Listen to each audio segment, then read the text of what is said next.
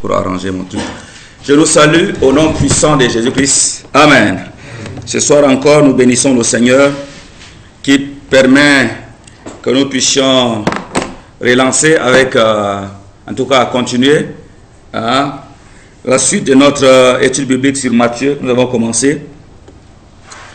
Donc, nous abordons, n'est-ce pas, le chapitre 17. Et on va parler de 17 et 18. On va glaner simplement. Amen. Très bien. 6 jours après, Jésus prit avec lui Pierre, Jacques et Jean, son frère, et les conduisit à l'écart sur une haute montagne. Il fut transfiguré devant eux, son image resplendit comme le soleil, et ses vêtements devinrent blancs comme la lumière. Voici Moïse et Élie leur apparurent, s'entretenant avec lui. Pierre, prenant la parole, dit à Jésus, « Seigneur, il est bon que nous soyons ici. Si tu le veux, je dresserai ici 3 tentes, une pour toi, une pour Moïse, et une pour Élie. » Comme il parlait encore, une nuée, n'est-ce pas, lumineuse, les couvrit. Voici une voix fit entendre de la nuée ces paroles. « Celui-ci est mon fils bien-aimé, en qui j'ai mis toute mon affection. Écoutez-les. » Alléluia. Quand Jésus était dans le Jourdain, devant Jean-Baptiste, quand il avait fait le baptême, quand il a demandé à Jean-Baptiste, il dit, « Jean-Baptiste, tu dois me baptiser. » Jean-Baptiste a dit, « Non, maître, c'est toi qui dois me baptiser. » Jésus a dit, « Non, laissons aller les choses. Accomplissons la volonté de Dieu. » Quand Jean-Baptiste a plongé Jésus dans l'eau, alléluia, qu'est-ce qui s'est passé? La Bible dit que Dieu était descendu sous la forme de colombe, l'Esprit de Dieu. Amen. Et la Bible dit, une voix dans le ciel se fait entendre comme tonnerre. Amen. C'est entendre dans le ciel cette parole que nous venons de lire là. C'est comme nous venons de lire là. Il dit, celui-ci, c'est-à-dire qui? Jésus, est mon fils bien-aimé. Alléluia. Écoutez-le. Et la deuxième fois encore, sur la montagne de transfiguration, quand Jésus a pris avec lui 2 disciples, ils sont sortis, 2 ou 3, amen, hein? Il s'est transfiguré, alléluia, il était couvert de la gloire, il était dans la gloire, c'était une vision, Jésus c'est exprès, c'est pour qu'il témoigne, alléluia, toutes ces choses, c'est pour montrer que Jésus est la vérité. Encore sur cette montagne, une voix va se faire entendre encore, comme dans le Jourdain, là où il était quand il était baptisé. La voix va se faire entendre comme quoi? Celui-ci là, c'est Jésus là. Non, il n'est pas un faussaire. C'est moi-même qui l'ai envoyé. Alléluia. C'est moi parmi vous. Amen. Écoutez sa voix. C'est mon fils. C'est moi qui l'ai envoyé. Et ça nous rappelle quoi? Jean 1. Au commencement était la parole. Cette parole était avec Dieu. Cette parole était Dieu. Cette parole est devenue la chair. A pris la forme chair. Devenue homme. Donc, là, c'est la même chose encore. Un témoignage. Alléluia. Dieu a envoyé Jean-Baptiste. Quand Jésus devait venir, Jean-Baptiste est venu en tant que prophète pour dire au monde, dans Jean 1, 29, c'est pas ça? Voici l'agneau de Dieu qui ôte le péché du monde. C'est un témoignage. Mais ce n'était pas encore suffisant. Dieu lui-même, la voix s'est faite entendre du ciel pour dire, celui-ci est mon fils bien-aimé. Écoutez-le. Ça veut dire quoi? Sa parole, ses enseignements, ce qu'il va donner là, écoutez-le, mettez en pratique. C'est pourquoi Jésus dit, je suis le chemin, je suis la vérité et je suis la vie. Nul ne peut venir à Dieu, nul ne peut venir au Père que par moi. Moi seul, je suis la porte. Non, je suis la porte. En dehors de moi, il n'y a pas la vie. C'est pourquoi quand nous voyons les gens sont dans autre religion, sont en train d'adorer autre Dieu, en tout cas, ils prétendent adorer Dieu, mais au nom d'une autre personne qu'au nom de Jésus-Christ. Ça nous fait pitié, ça nous fait mal. Alléluia. Il n'y a pas une autre personne. Et Dieu lui-même, sur cette montagne, Dieu déclare ici encore, celui-ci est mon fils bien-aimé, vous devez l'écouter. Alléluia. Et quand nous continuons un peu, ces disciples vont dire, mais ils vont parler d'Élie. Il semble-t-il que Élie devait venir à la fin de temps, non? Amen. L'autre Pierre avait sa façon de poser des questions. Amen. Et maintenant il va dire quoi? Au niveau 11, il est vrai qu'Élie doit venir et rétablir toutes choses. Ah, ça les branhamistes sont en train de dévier les choses. Élie doit venir pour rétablir toutes les choses. C'est dans Malachie 4. On a dit ça la fois dernière, non? Que ça veut dire que Élie, avant le jour de l'Éternel, Élie doit venir ramener les cœurs des enfants au père et les cœurs de père aux enfants. Et ici, Jésus dit que c'est vrai qu'Élie doit venir pour rétablir toutes choses. Rétablir quoi?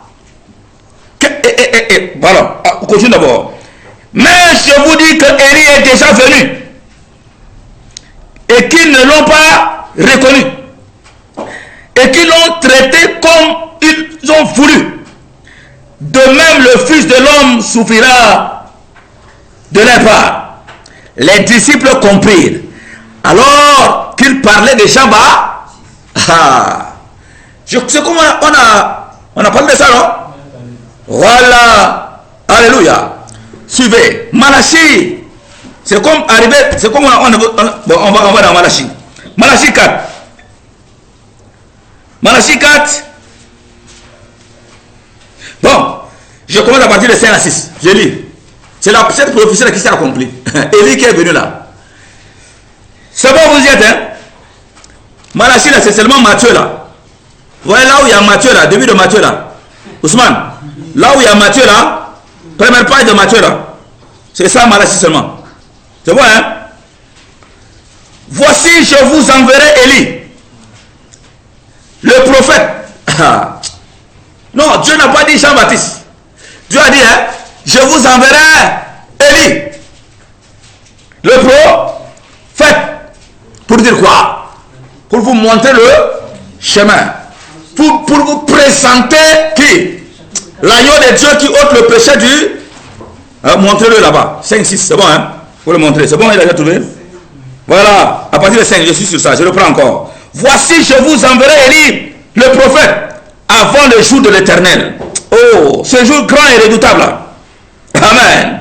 Il ramènera le cœur des pères à leurs enfants et le cœur des enfants à leurs pères, de peur que je ne vienne frapper le pays d'interdit. Ça, c'est la prophétie depuis des centaines d'années avant que Jésus-Christ ne vienne. Maintenant, lisons ici, je lis ici. Ils ont posé la question. Ils ont dit, il paraît qu'Élie va venir. Ah, Jésus a dit quoi? Jésus a dit que Élie est déjà même venu. Mais les gens ne l'ont pas reconnu. Élie, c'est qui? C'est Jean-Baptiste. Aïe, aïe, aïe. Alléluia. Ça veut dire qu'autant là-bas, Élie est déjà arrivé. Qu'est-ce qu'Élie a dit? Dans Matthieu 4, Matthieu 3, Jean-Baptiste a dit quoi? Il prêchait aux gens. D'abord dans Jean 1, Jean 1, 29, il a dit quoi? Voici l'agneau de Dieu qui ôte le péché. Maintenant, il dit quoi? Repentez.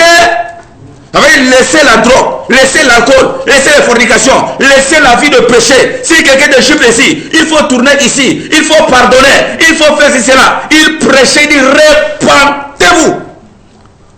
Car le royaume de Dieu arrive. Malachie dit quoi? Élie doit venir pour ramener le cœur des enfants à l'ère. Ça dit qu'il faudrait que les enfants ressemblent à Abraham. Père qui? Père de la foi. Les gens qui leur ont précédé avant, qui ont marché, qui ont été des modèles, tels qu'Abraham. Nous sommes tous dans la foi enfants d'Abraham. Amen. Donc, ramenait le cœur. Le cœur des enfants était dans l'idolâtrie. Les gens à l'époque adoraient autre chose. C'est comme maintenant beaucoup de gens adorent autre chose que Dieu. Maintenant il fallait que Élie vienne pour montrer le vrai chemin et pour prêcher le message de la repentance. Aujourd'hui il y a beaucoup des églises. Les branhamistes. Alléluia. Eux ils prennent Élie là. Pour eux c'est Branham là. C'est Branham là qui est Élie. C'est un prophète. C'est un serviteur de Dieu dans les années, je ne sais pas, c'est un siècle passé, je ne sais pas. Amen, hein? Je ne maîtrise pas bien. Je ne sais pas, vous connaissez ça, les Branhamistes? Ils sont là. Souvent, ils parlent de Branham, William Branham. Amen, hein? Faites attention. Eux, ils vont vous dire que c'est William Branham, c'est lui qui est Élie. Mais qu'est-ce que la Bible dit ici? La Bible dit, mais quand même, où est le nom de William Branham dans la Bible là? Et on prend une maison, on dit William Branham, c'est lui que Jésus a dit que la Bible a dit qu'il doit venir. Mais quand même, qu'est-ce que la Bible dit? Élie, c'est-à-dire que c'est Élie déjà venu. C'est qui? C'est Jean-Baptiste. Il a même déclaré dans Matthieu là-bas, dans Matthieu au début. Alléluia. Lisons la Bible. Ne nous laissons pas tromper par les gens. Donc, il est venu. Quel est le message de Jean-Baptiste? C'est la repentance. Qu'est-ce qu'il a encore dit? Il nous a dit que Jésus est le vrai chemin. C'est le témoignage. Amen. Hein? Qu'est-ce que Dieu a dit? La voix a déclaré dans le ciel. A dit quoi? Celui-ci est mon fils bien-aimé, mais écoutez-le. Il n'y a pas autre chemin. Alléluia. Il n'y a pas autre chemin. Et alors, nous continuons. Et là, légèrement devant, on va survoler ça. Amen. Un enfant, ils vont présenter à Jésus un lunatique, quelqu'un qui est possédé par un esprit qui le fait tomber à tout moment. Amen. Et ils avaient demandé aux disciples de Jésus de guérir ces lunatiques, mais ils n'ont pas pu. Ils ont prié certainement, mais ils n'ont pas pu. Et ils ont intercepté Jésus, ils ont dit, mais Jésus, on a demandé à tes disciples de prier pour cet enfant qui est malade, qui a l'esprit mauvais, ils n'ont pas pu. Jésus, c'est comme un peu, il s'est exclamé, il a dit jusqu'à quand? Amen. Il a dit, mais je vais vous supporter jusqu'à quand, vous mes disciples? Il parlait de quoi? Parce que les disciples n'ont pas la foi. Alléluia. Et quand Jésus a guéri, ce qui m'intéresse c'est quoi? Vers la fin, ils leur ont posé la question, mais Jésus, mais pourquoi toi tu arrives à le chasser? Tu as guéri, mais nous on ne peut pas là. Pourquoi? Il a dit certainement c'est à cause de votre foi. Votre foi n'est pas grande. Ça c'est un. De deux, ces genres de démons que je viens de chasser là, ça demande la foi aussi, oui, mais ça demande le jeûne et la prière. Si nous voulons être des chrétiens puissants, des chrétiens forts, qui chassent les démons, qui guérissent les malades, qui voient des choses miraculeuses, hein, il faut beaucoup jeûner. Il faut beaucoup prier. Il faut sortir de temps en temps, aller en retraite, chercher la foi du Seigneur. Quand nous jeûnons, plus nous sommes en train d'entrer en intimité, nous sommes en train de chercher le revêtement. Le Seigneur se manifeste davantage. Alléluia. Jésus a dit, ce genre de démons-là, non. Vous êtes là, vous mangez tout le temps, du premier au train, vous mangez. Vous êtes là, vous mangez. Mais ce genre de démons, il faut abstenez-vous un peu. Il faut un peu gêner. Alléluia. Parce que les satanistes eux-mêmes, il y a des satanistes qui jeûnent. Il faut des jeûnes pour que Satan leur donne de puissance. Il gêne, non? Et toi, moi, on doit aussi gêner. Alléluia. Si quelqu'un, vous allez voir que quelqu'un vient de se donner au Seigneur Jésus-Christ. Toi, tu as fait 20 ans à l'église. Mais il n'y a rien. On te voit, tu es bébé, il n'y a rien. Oh, le gars, il vient de donner sa vie à Jésus. C'est sa foi qui compte. D'abord, il a la foi et il prie, il jeûne, il lit la parole de Dieu à tout moment. Il est là en train de prier. Dans 3 mois, tu vas voir, tu reviens le voir. Il va te prêcher encore. Il va t'enseigner. Et il va se mettre à chasser les démons. Il va se mettre à prophétiser. Il va faire des choses. Et tu vas venir dire, hey, cet enfant, il vient d'arriver. Lui, comment il fait des choses comme ça? Non, c'est pas vrai. Non, ce qu'il fait, c'est pas vrai. Ça, c'est... Non. Ça, tu vas commencer par l'accuser. Tu vas commencer par dire, non, ça, c'est le diable. Amen. Tu te blasphèmes même pour rien. Le grade là, Toi, tu es de grade niveau 1. Tu as fait 20 ans à niveau 1. Mais lui, il est arrivé. Il est passé au niveau 3. Grade, c'est pas c'est capitaine ou bien quoi, il sait pas. Les gens qui connaissent l'armée, là, ils connaissent ça. Amen. Alléluia. Donc, si nous voulons avancer, si nous voulons faire des miracles, si nous voulons que le Seigneur nous utilise, alors il y a aussi, le chrétien doit jeûner et il doit prier. Un peu, je crois c'est bon. Nous allons aborder le chapitre 18. Simplement, 18, c'est bon. On est prêt, 18. En ce moment, les disciples s'approchèrent de Jésus et dirent, qui donc est le plus grand dans le royaume des cieux? Jésus ayant appelé un petit enfant, le plaça au milieu d'eux et dit, je vous le dis en vérité, si vous ne vous convertissez, si vous ne devenez comme les petits enfants, vous n'entrerez pas dans le royaume des cieux. C'est pourquoi quiconque se rendra, n'est-ce pas, humble comme ce petit enfant, sera le plus grand dans le royaume des cieux. Et quiconque reçoit en mon nom un petit enfant comme celui-ci, me reçoit moi aussi.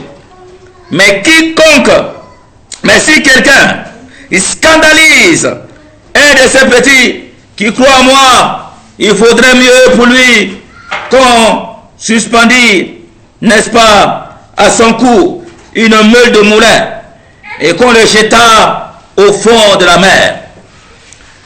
Amen.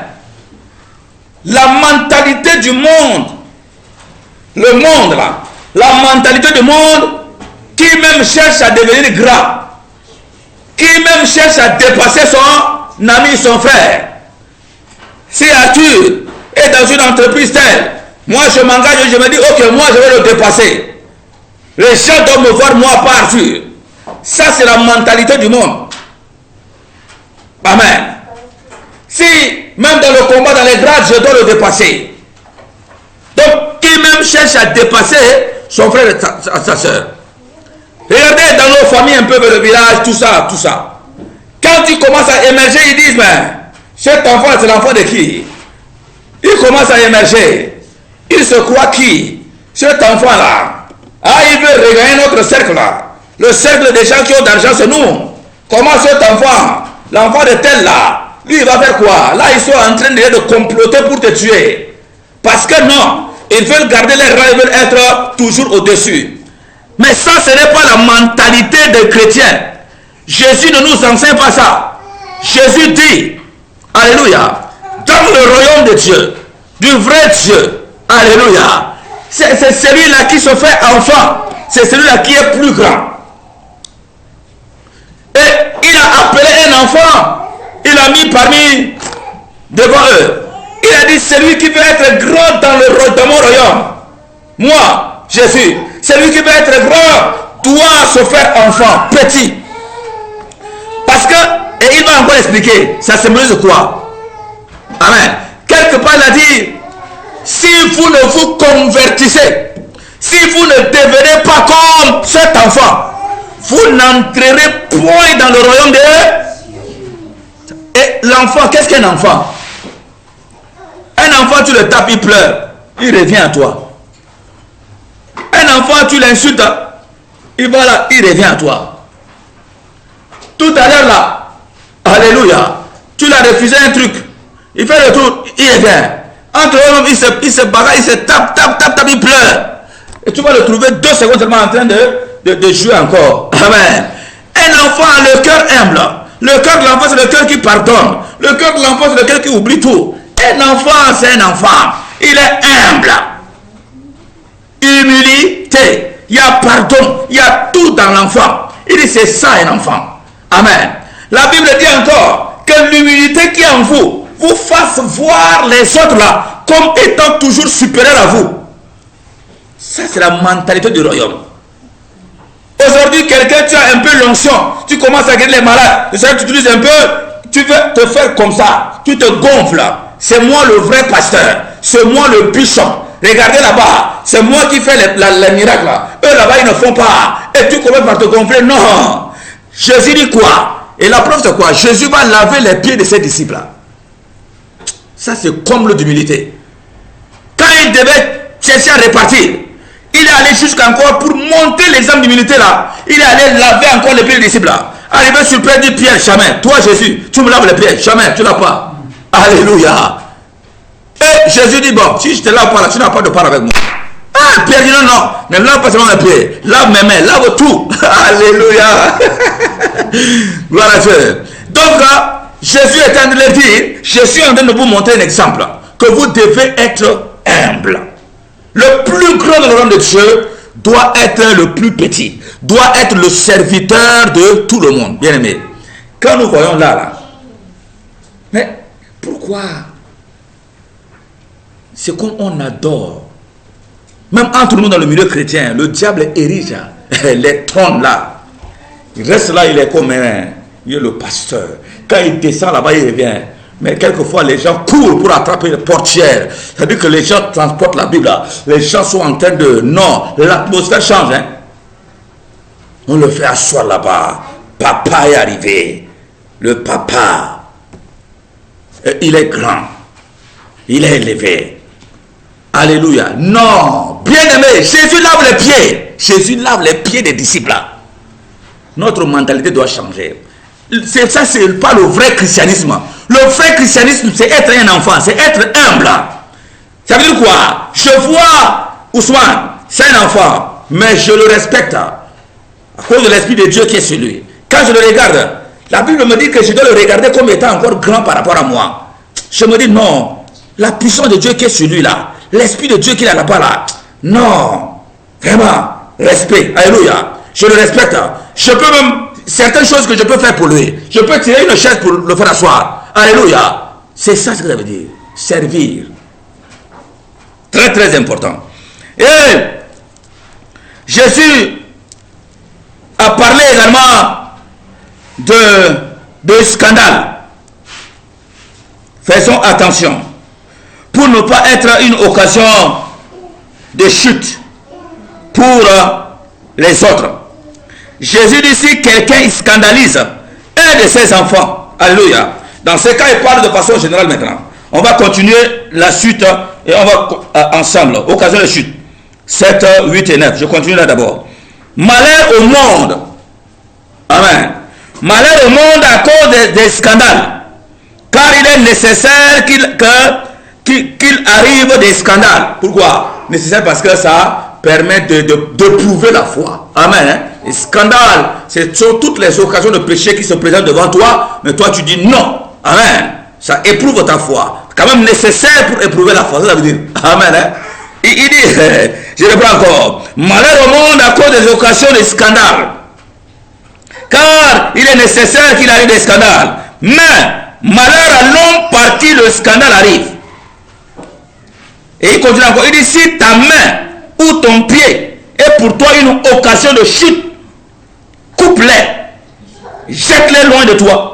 Mieux vaut pour toi entrer dans la vie boiteux ou manchot que d'avoir deux pieds ou deux mains et d'être jeté dans le feu. Et si ton œil ici est pour toi une occasion de chute, arrache-le, jette-le loin de toi.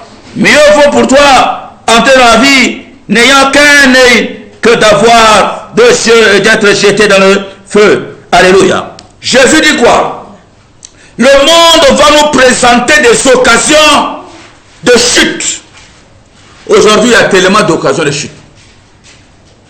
Amen. Les habillements, les scandales au niveau des habillements. Parlons-en, comme souvent.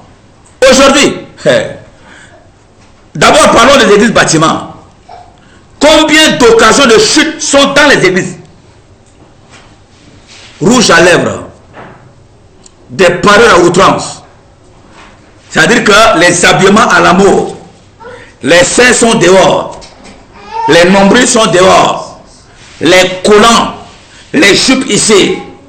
Mais vous prenez un nouveau comme ça, comme Ousmane qui vient d'arriver. Il voit des belles filles habillées, collants ici, tout ça. Il va adorer le Seigneur.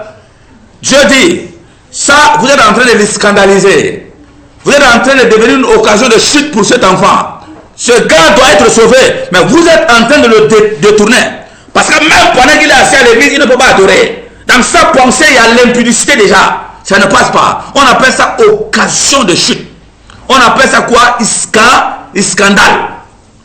On crée des scandales.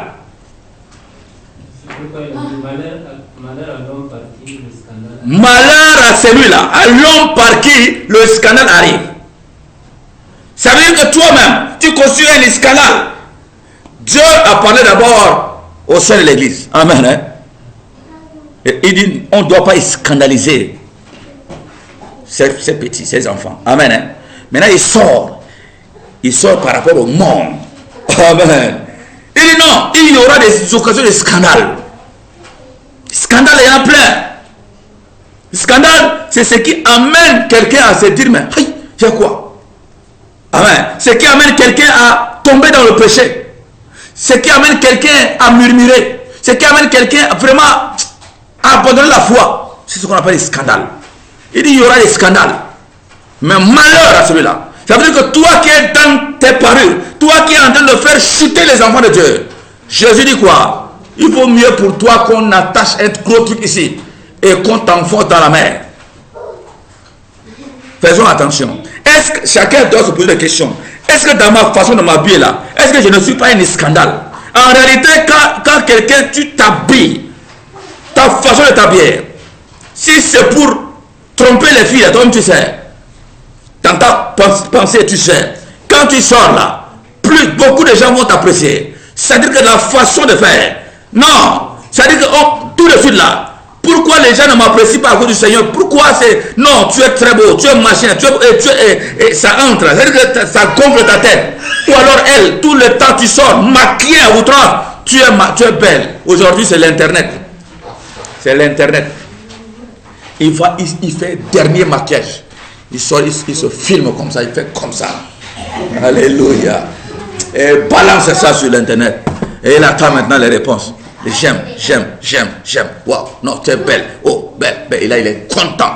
Elle est contente. Souvent, c'est les filles. Elle est contente. Elle est parue jusqu'ici. Elle attend une semaine après. Elle change encore de côté. Elle vient, elle change de comportement. Elle vient, tac, balance encore. Alléluia. Elle attend encore. Elle est en train de chercher des maris. Il y en a qui sont en train de chercher aussi des filles sur Internet. Alléluia. Et quand c'est comme ça en sirène, puisque tu t'es maquillé de tout ce qui appartient à Mami Wata, tout ça, et ta photo là devient déjà entre la main de sirène comme un piège, comme appât. Hein? C'est ça, non? Voilà. On appelle ça en arabe charak. C'est comme un truc comme ça. Et dès que tu vois, dès que ta pensée accepte, je vois seulement sur Internet, dès que je vois sa photo et puis j'accepte dans ma pensée, je dis merde, je suis en train de convoiter, c'est la même chose. Et comment les enfants de Dieu tombent? Occasion de chute sur Internet, n'en parlons pas. Bien aimé, on n'a pas de temps seulement. Occasion de chute, il y en a plein. Dans des églises, bâtiments et dans le monde, dans les écoles. Je vous assure que le monde de fin des temps, c'est le monde des occasions de chute. Alléluia. Et je crois que, wow, je disais que nous devons finir ça. Là, par exemple, là, Jésus un peu devant, Jésus va parler, on va rapidement, Jésus va parler il dit que si un homme a 100 par exemple, brebis, amen, hein, et qu'une brebis s'égare, hein, il laisse les 99 là quelque part, et il va chercher celle qui est perdue. Et quand il la retrouve, il est content, amen. Et maintenant, vers la fin, il dit quoi? Il dit de même, ce n'est pas la volonté de votre Père qui est dans les cieux qu'il se perde un seul de ses petits. Maintenant, on continue encore. Si ton frère a péché, donc c'est ça la brebis égarée. La suite, c'est ça. Ah, comprends bien. Va et reprends-le entre toi et lui. Amen. S'il t'écoute, tu as gagné ton frère. Mais s'il ne t'écoute pas, prends avec toi une ou deux personnes afin que toute affaire se règle sous la déclaration de 2 ou de 3 témoins. Reviens encore le voir, c'est pas ça? S'il refuse de les écouter, dis-les maintenant à l'église. Et s'il refuse aussi d'écouter l'église, qu'il soit pour toi comme un païen et un publicain. Suivez ici. Jésus a dit, dans la mentalité du royaume, quand ton frère est en train de pécher, quand il est en train de coucher avec les filles, alors que ce n'est pas biblique, c'est pas ça. La Bible dit quoi? Tu vas vers le frère. D'abord toi qui as reçu là, toi qui l'as vu là, toi qui as les preuves là, va vers lui. Dis mon frère, Ousmane, le Seigneur nous a dit de vivre la sanctification. Là tu es avec cette fille là, je veux voir. Répands-toi, laisse ça tomber. Demande pardon au Seigneur, reviens au Seigneur. Ousmane dit, laisse. C'est pas ça. Maintenant, je reviens encore, je trouve Arthur. Et je trouve mon frère là, on dit, allons. Il dit, moi j'ai vu, c'est pas ça, c'est pas calomnie. Hein. J'ai dit, bon, moi j'ai vu Ousmane. Je l'ai vu par rapport à la Bible, il est en train de sortir. Et il ne veut pas m'écouter. Venons, allons encore.